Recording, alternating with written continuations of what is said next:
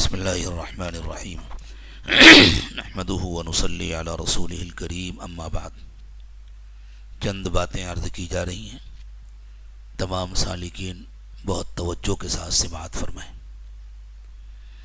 اس وقت میرے ہاتھ میں کتاب ہے اللہ سے مانگو. اس میں مختلف موقعوں پر پڑھنے کی دعائیں، نماز حاجت کا طریقہ، یہ سب چیزیں اس عاجز نے ہی جمع کی ہیں.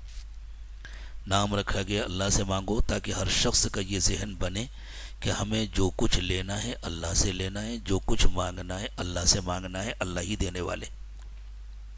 اس میں جتنی دعائیں ہیں وہ سب بہت کام کی ہیں.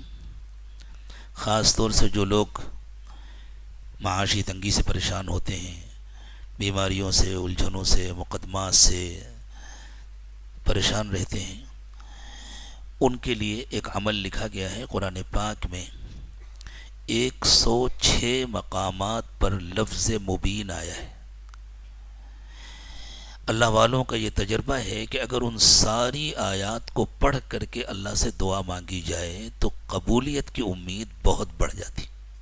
اس عاجز کا بارہا تجربہ ہے کہ ان آیات کو پڑھ کر کے کسی ایسے کام کے لیے دعا مانگی جو بظاہر بہت مشکل نظر آ رہا تھا اور اسی وقت پتہ چلا کہ یہ کام ہو گیا.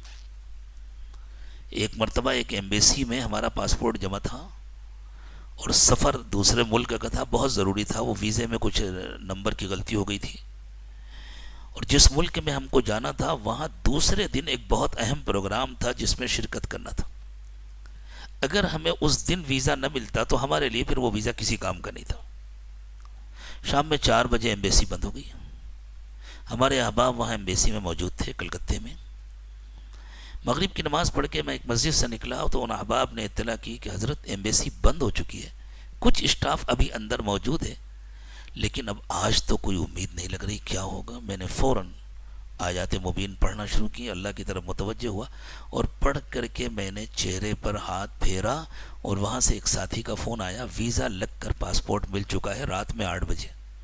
دنیا کی کسی ایمبیسی میں رات میں 8 بجے ویزا نہیں ملا کرتا، لیکن اللہ تعالیٰ نے یہ فضل فرمایا.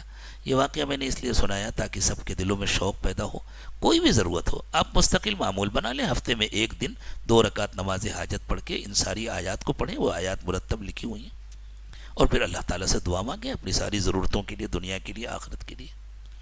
اسی طرح یہ عاجز بہت تاکید کرتا ہے کہ صبح فجر کی نماز کے بعد یا فجر کی نماز سے پہلے روزانہ پابندی سے سورہ یاسین اور ساتھ میں سورہ تغابن پڑھیں. سورہ تغابن کی برکت سے اللہ تعالیٰ دنیا بھی بناتے ہیں، آخرت بھی بناتے ہیں، بیماریوں کا بھی خاتمہ کرتے ہیں، الجھنوں اور پریشانیوں کا بھی خاتمہ کرتے ہیں، روزی کی تنگی سے بھی بچاتے ہیں، قبر کی تنگی سے بھی بچاتے ہیں، آخرت کے مراحل بھی آسان فرماتے ہیں. اور سورہ تغابن کی اس چھوٹی سی صورت میں یہ سارے مضامین بھی موجود ہیں. کبھی موقع آیا انشاءاللہ تو ان مضامین پر تفصیلی گفتگو بھی کی جائے گی.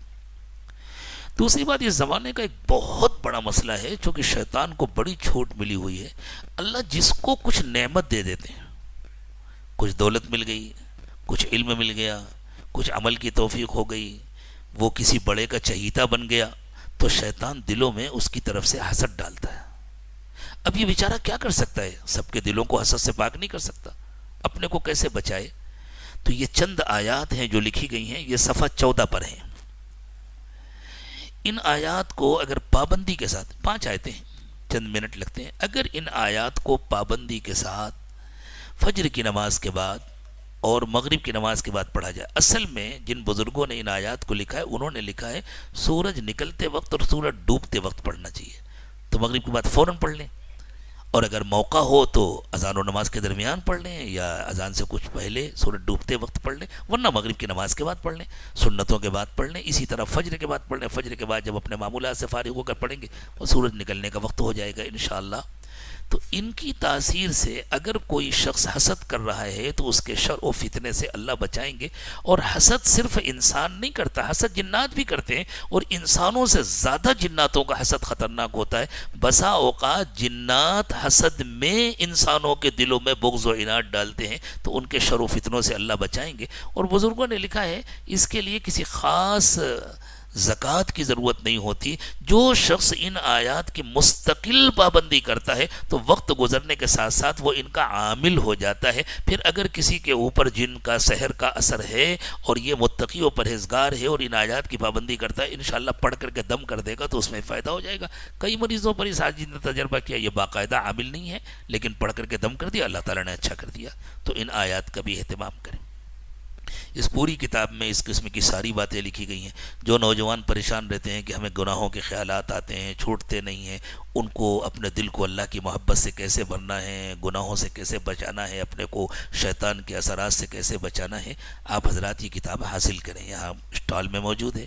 اسی طرح اسٹال میں حضرت پیر صاحب کی جو کتابیں موجود ہیں وہ زندگی بدلنے کے لیے بہت اہم ہیں. روزانہ دوپہر کا جو درس ہوتا رہا وہ حضرت پیر صاحب کے ہی دروس تھے جو آپ کو سنائے گئے. علماء کو خاص طور سے زبدۃ السلوک ضرور حاصل کرنا چاہیے. عوام کے لیے تو مناسب نہیں ہے، لیکن علماء کو زبدۃ السلوک اور مدارج السلوک ضرور حاصل کرنا چاہیے، اور مقامات سلوک سب کو حاصل کرنا چاہیے، علماء کو بھی اور عوام کو بھی. مقام کے سلسلے میں صوفیہ کی اصطلاح میں آپ کو بتلا دوں. ہر قوم کی، ہر جماعت کی اپنی اصطلاح ہوتی ہے. لفظ مقام صوفیوں کے یہاں ایک خاص اصطلاح ہے. یہ رہنے کی جگہ کے معنی میں نہیں ہے. صوفیہ کہتے ہیں جب تک کوئی صفت انسان کے اندر راسخ نہ ہو جائے، اتنی پختہ نہ ہو جائے کہ ہر وقت انسان اس صفت سے متصف رہے، اس وقت تک اس صفت کو حال کہتے ہیں.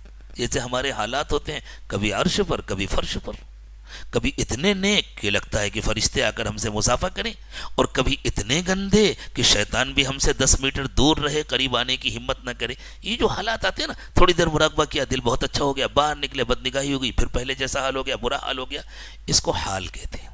لیکن جب محنت کرتے کرتے نگاہیں اتنی محفوظ ہو جائیں کہ اب شیطان بہکانا بھی چاہے تو نہ بہکا سکے، اس کو مقام کہتے ہیں.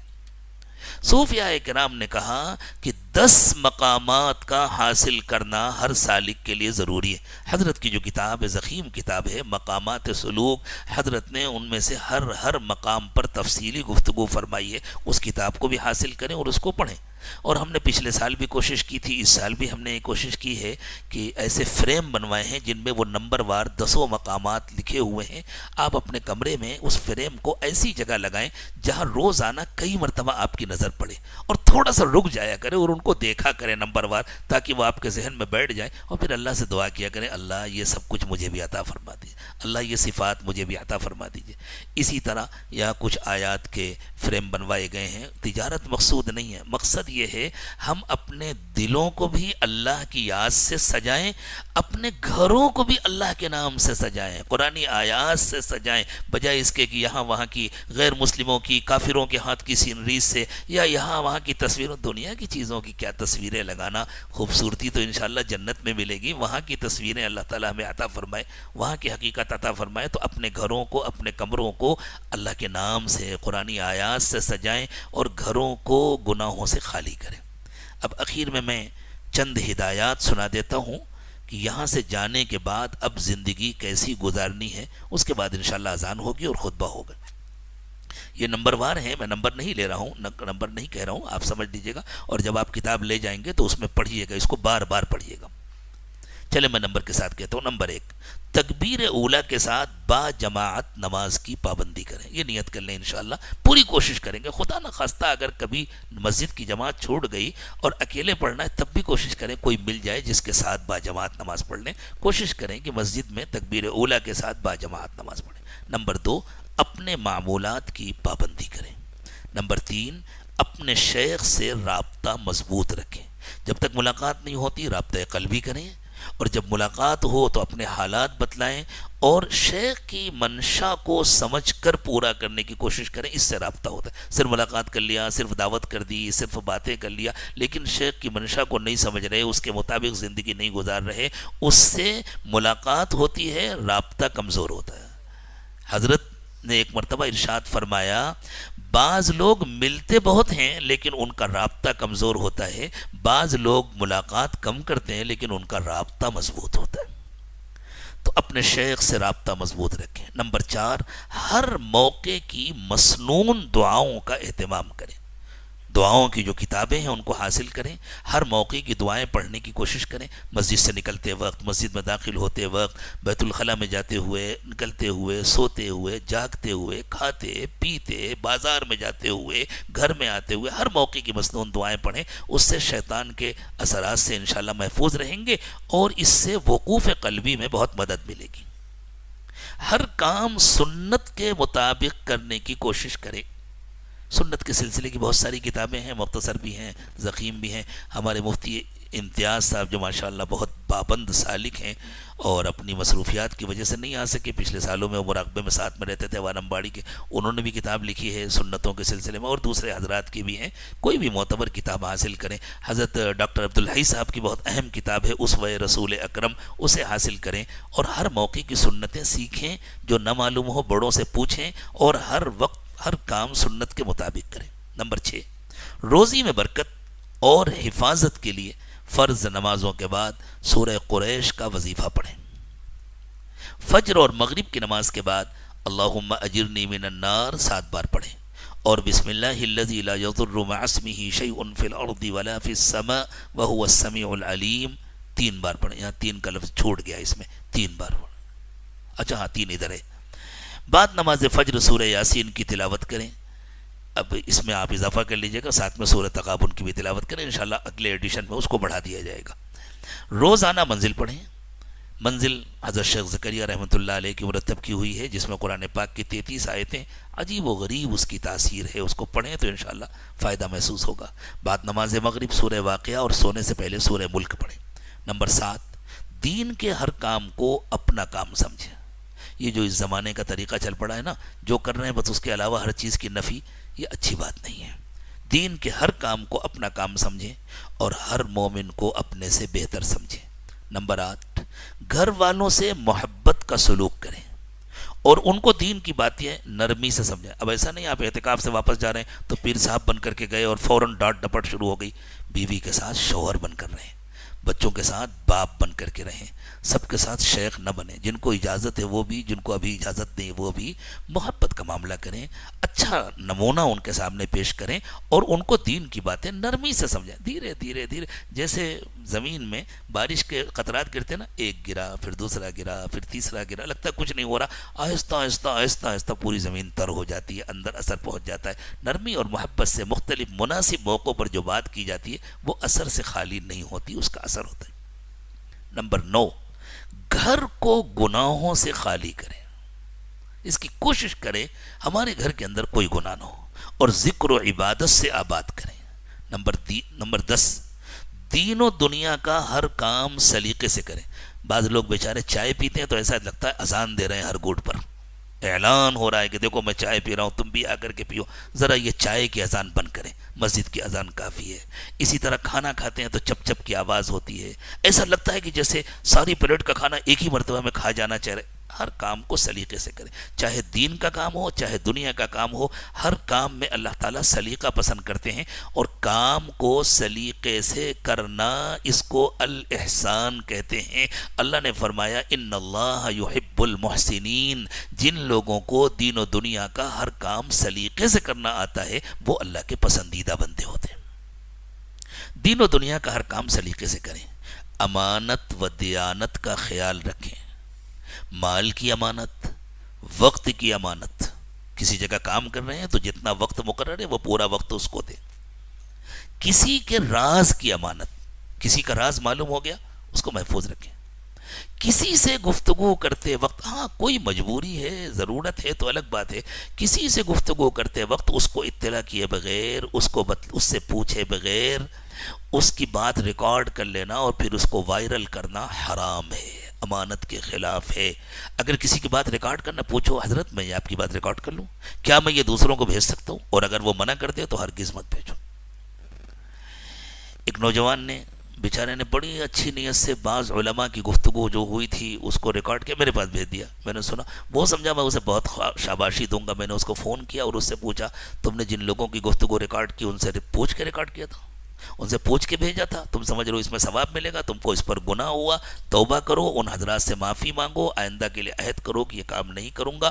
تو اس نے کہا کہ میں نے تو بہت سارے لوگوں کے پاس بھیجا تھا، کسی نے بھی مجھے کچھ نہیں کہا، سب نے مجھے شاباشی دی اور کہا کہ بہت اچھا کام کیا، آپ نے میری آنکھیں کھول دی۔ اللہ تعالیٰ نے اس کو سچی توبہ نصیب فرمائی۔ یہ بھی بزرگوں کی جوتیاں اٹھانے کا صدقہ ہے کہ اللہ نے فوراً سچی بات دل میں ڈال دی۔ اسی طرح اگر کسی کا کوئی راز معلوم ہو گیا، ہرگز اس کو ظاہر نہ کرے، اس کو اپنے سینے میں دفن کر دے۔ دو آدمی بیٹھے ہیں، کچھ بات چیت کر رہے ہیں، کسی نے چپکے سے فوٹو لے لیا اور وائرل کر دیا، یہ سب حرام کام ہیں جن سے دل سے نور ختم ہو جاتا ہے۔ تو امانت و دیانت کا خیال رکھیں، مال کی امانت، وقت کی امانت، کسی کے راز کی امانت، مشورے کی امانت۔ کوئی شخص آپ کے پاس مشورہ لینے آیا اور آپ نے دوسروں سے ظاہر کر دیا، یہ امانت کے خلاف ہے۔ نمبر 11، دین و دنیا کے کاموں میں ہونے والی مشقتوں کو خوشی خوشی برداشت کریں، چاہے وہ ملازمت کی مشقت ہو، چاہے کاروبار کی مشقت ہو، چاہے عبادت کی مشقت ہو۔ اس کے ذریعے سے اللہ تعالیٰ روزی دے رہے ہیں تو اس پر نظر رکھو کہ اللہ کتنی نعمتیں دے رہے ہیں، تھوڑی مشقت ہوتی ہے اس کو برداشت کریں۔ اسی طرح عبادت میں تھوڑا تکان ہوتا ہے، اس کو برداشت کریں، اس لیے کہ اس سے اللہ کا قرب ملتا ہے، اللہ کی رضا ملتی ہے۔ تو نمبر 11، دین و دنیا کے کاموں میں ہونے والی مشقتوں کو خوشی خوشی برداشت کریں، اللہ کی رضا کے لیے صبر کریں اور اس کی نعمتوں کا خوب شکر ادا کریں۔ نمبر 12، استخارے کو اپنا معمول بنا لیں، ہر کام کے لیے استخارہ کریں، اور اس کا آسان طریقہ یہ ہے روزانہ کسی وقت 2 رکعت نماز پڑھ کے اللہ آج کیا کیا کام کرنا میرے لیے بہتر ہے میرے دل میں ڈال دیجئے، اور اللہ جو کام میرے لیے بہتر نہیں ہے ان کو مجھ سے دور کر دیجئے، مجھے ان سے دور کر دیجئے، میرے دل کو ان سے ہٹا دیجئے۔ بس اس طرح روزانہ استخارہ کر لیا کریں۔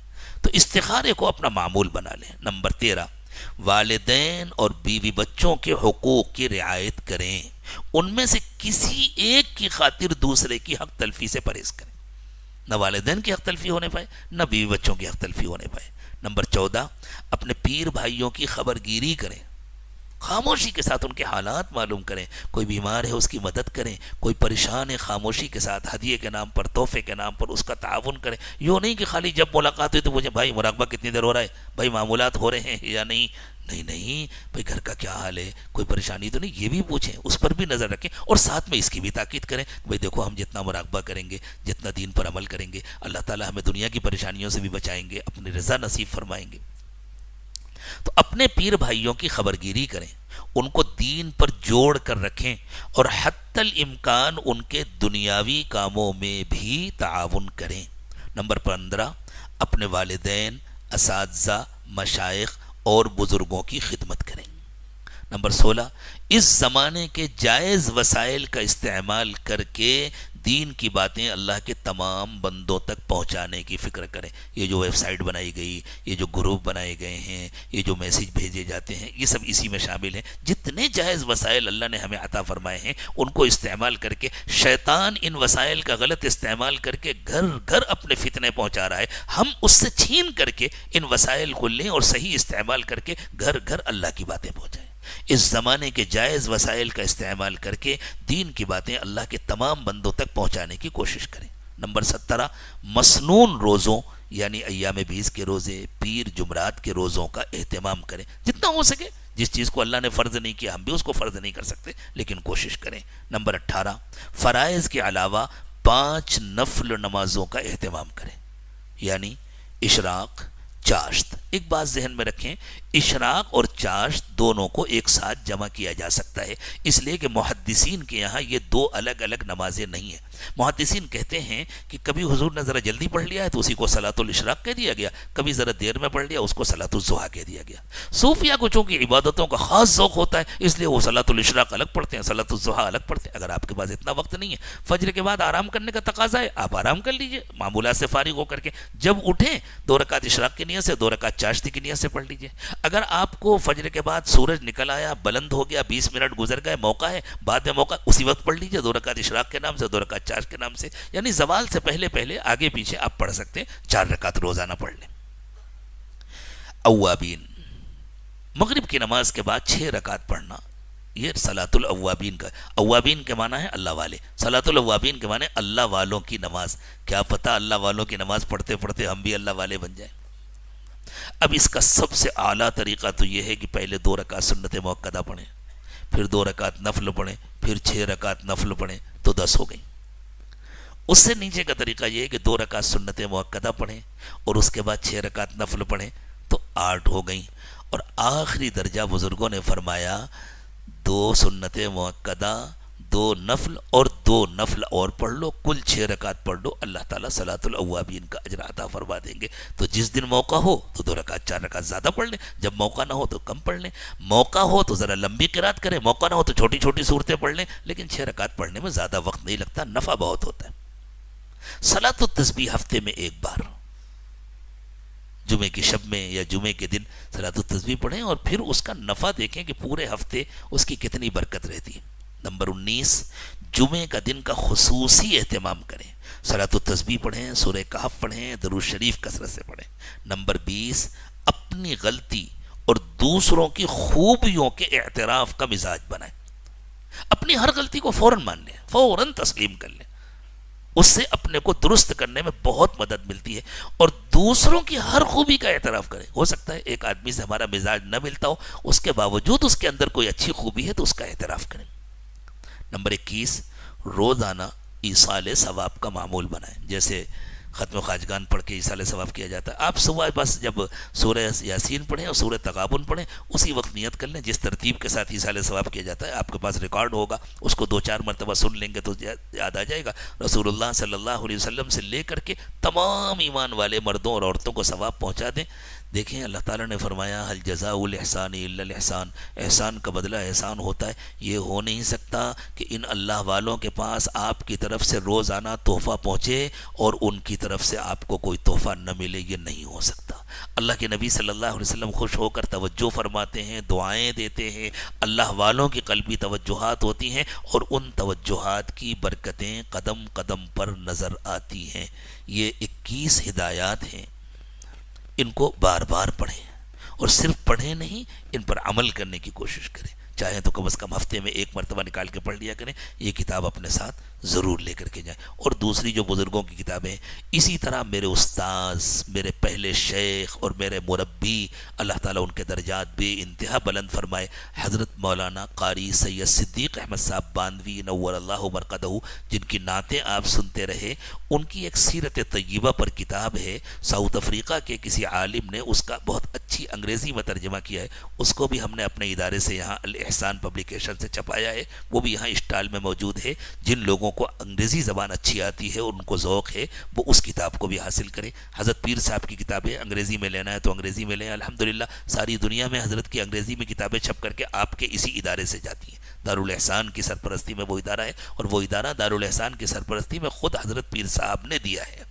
حضرت نے فرمایا ہے کہ تم یہ ادارہ اپنے ہاں چلاؤ، تو الاحسان پبلیکیشن کے نام سے وہ ادارہ چل رہا ہے الحمدللہ. اور اس سے ساری دنیا میں کتابیں چھپ کے جاتی ہیں انگریزی کی. جن لوگوں کو انگریزی کا ذوق ہے وہ خود پڑھیں، دوسروں کو دیں، تحفے میں دیا کریں. اچھی کتابیں، اچھی چیزیں تحفے میں دینا شروع کریں. آپ کسی دوست سے ملنے جا رہے ہیں، عید کی مبارکباد دینے جا رہے ہیں، ایک چھوٹی سی عطر کی شیشی لے لی، ایک حضرت پیر صاحب کی کتاب لے لی، یہ میری طرف سے تحفہ قبول کر لیجیے. پہلے عطر، ساتھ میں پیچھے بھی یہ کتاب. پھر کبھی ملاقات ہوئی، ارے بھائی وہ کتاب میں نے دیا تھا، کیسی لگی آپ کو، تاکہ وہ پڑھے. وہ بندہ شرما حضور ہی پڑھے گا کہ بھائی صالح بھائی نے کتاب دیا تھا، آپ پوچھیں گے کیسی لگی تو ذرا کچھ پڑھ کر کے تو بتلاؤں. اس طرح پوچھتے رہیں وقتاً فوقتاً، تو انشاءاللہ اللہ کا پیغام گھر گھر پہنچے گا، دل دل پہنچے گا، اور اللہ کی رحمت سے امید ہے یہ ملک بدلے گا انشاءاللہ. وآخر دعوانا ان الحمدللہ رب العالمین.